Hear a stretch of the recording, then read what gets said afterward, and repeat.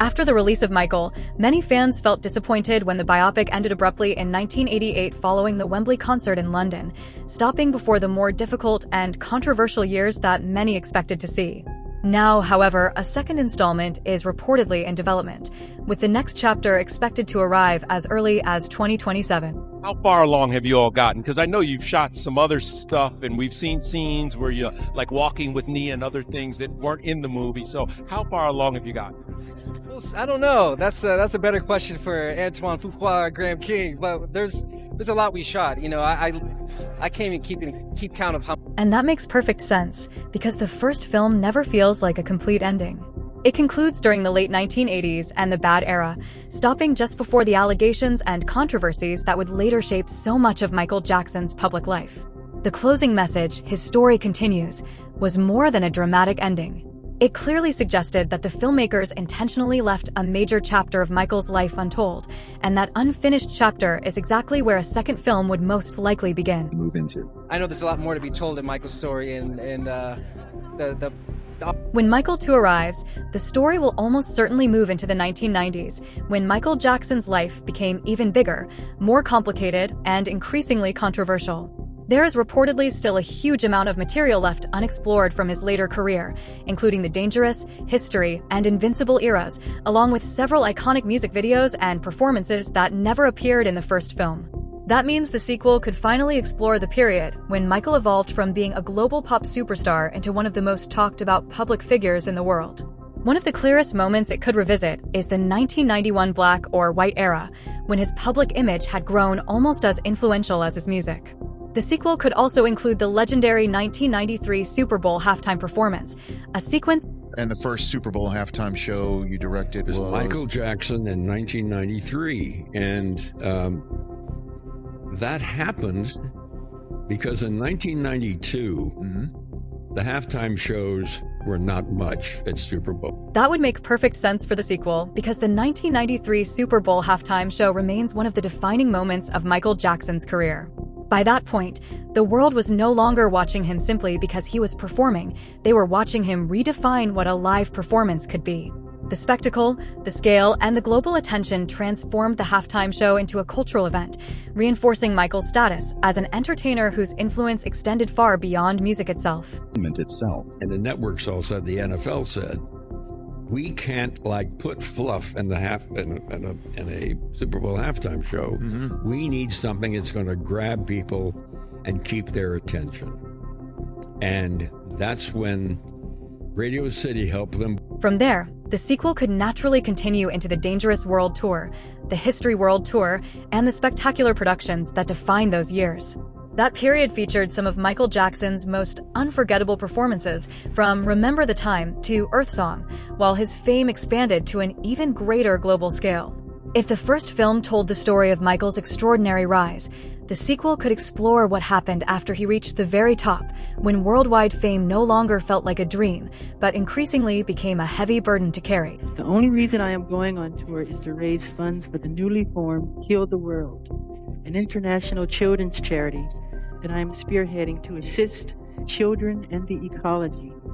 My goal is to gross $100 million by Christmas 1993.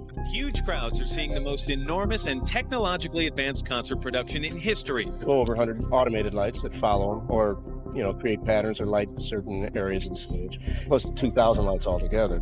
There are 172 speakers driven by 240,000 watts. And that is where the sequel's direction becomes much more complicated. Lionsgate has said there is still a substantial part of Michael Jackson's life, separate from the allegations, that could easily fill another feature film. At the same time, the project's legal restrictions remain an important factor. Reports indicate the first movie's planned third act was removed after lawyers identified a settlement provision involving Jordan Chandler that prevented those events from being dramatized. That is why so much discussion about the sequel centers on material that never made it into the original film. In the end, Part 2 is not only about where Michael's story continues, it is also about which parts of that story can legally be told. Story to be. Raymond Chandler's nephew was 13 years old back in 1993 when he accused Michael Jackson of molesting him. The case was settled for millions of dollars. Mr. Chandler, good morning. Good to have you here. Thank you. So your nephew was 13 years old. The case, as I mentioned, never went to court. It was settled. Some reports estimate that $15 million were paid to your nephew, millions more to his parents, a total perhaps as much as $25 million. Those facts fairly accurate in your opinion? I think so, yes. Do you think the facts of that previous case and the settlement of that previous case should be admitted into the current trial? Well, I think some of the facts should be, of course, it's up to the judge, but there was some very damning. Reports also suggest there is already a significant amount of footage that could be reused for a second film. Antoine Fuqua has said that roughly 1/3 of the material filmed for Michael could potentially carry over into a sequel, while insiders have claimed the movie's original cut lasted around 4 hours before it was shortened and partially reworked. That means Michael may second not have to begin entirely from scratch. Instead, part of the sequel could be built from footage that was already filmed, but ultimately could not be included in the first movie because of legal and creative changes. The ideas from the songs I get, I've always said that I don't write my own songs because I feel I'm just a source, I'm just a tunnel, a tube through which they come. I feel somewhere in space they've all been written before. I mean, Billie Jean and Beat It and all those songs have been up there somewhere. It just came through to me. That's how I really feel. So I even though I did it, I just can't always take credit. It's like any great artist, I guess. Leonardo da Vinci. Keep doing it, but it's some other higher force. There is also the emotional side of Michael's story. A sequel would almost certainly explore the turbulence of Michael Jackson's personal life during the 1990s, including his marriage to Lisa Marie Presley, his later marriage to Debbie Rowe, and the way his private life became increasingly intertwined with worldwide public attention. Reports have also suggested that a follow-up could continue through the later stages of his career, eventually reaching the years before his death in 2009 and the unfinished This Is It era. Those are not minor chapters in Michael's life. They're the defining moments that could transform a second film from a straightforward continuation into a much deeper and more emotional conclusion. By KTLA, apparently Michael Jackson suffered cardiac arrest this afternoon. He was rushed to UCLA Medical Center. At 12:21 this afternoon, the Los Angeles 911 operators took a call in regards to a need for a medical emergency at the 100 block of Candlewood Drive, which is in West Los Angeles.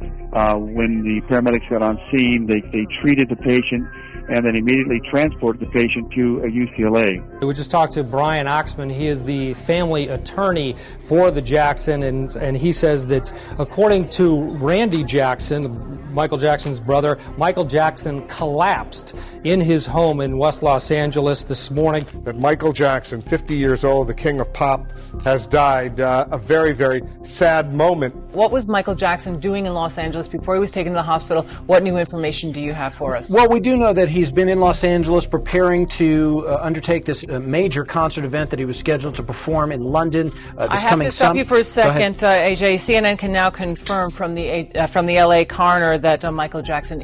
That is why the idea of Michael 2 feels very different from a typical sequel announcement.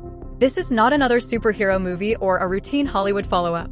It would continue the story of one of the most discussed and controversial figures in modern music history.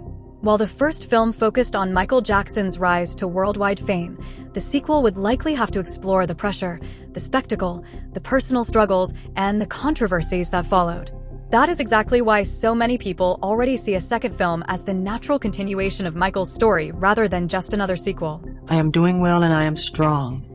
As you may already know, after my tour ended, I remain out of the country undergoing treatment for a dependency on pain medication. This medication was initially prescribed to see the excruciating pain that I was suffering after recent reconstructive surgery on my scalp. There have been many disgusting statements made recently concerning allegations of improper conduct on my part. These statements about me are totally false.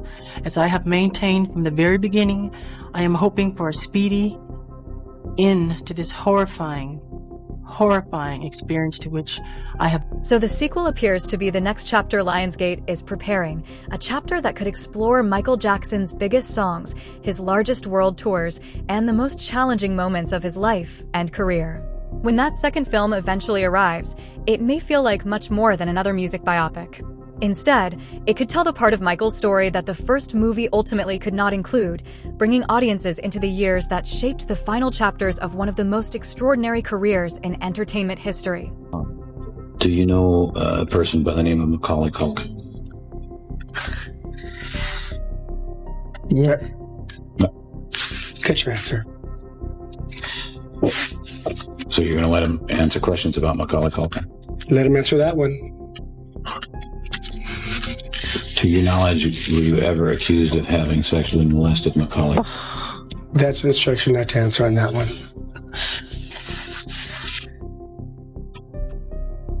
What do you think? Share your thoughts in the comments below. And if you enjoyed this breakdown, don't forget to like the video, subscribe for more deep dives like this, and turn on notifications so you never miss the next one.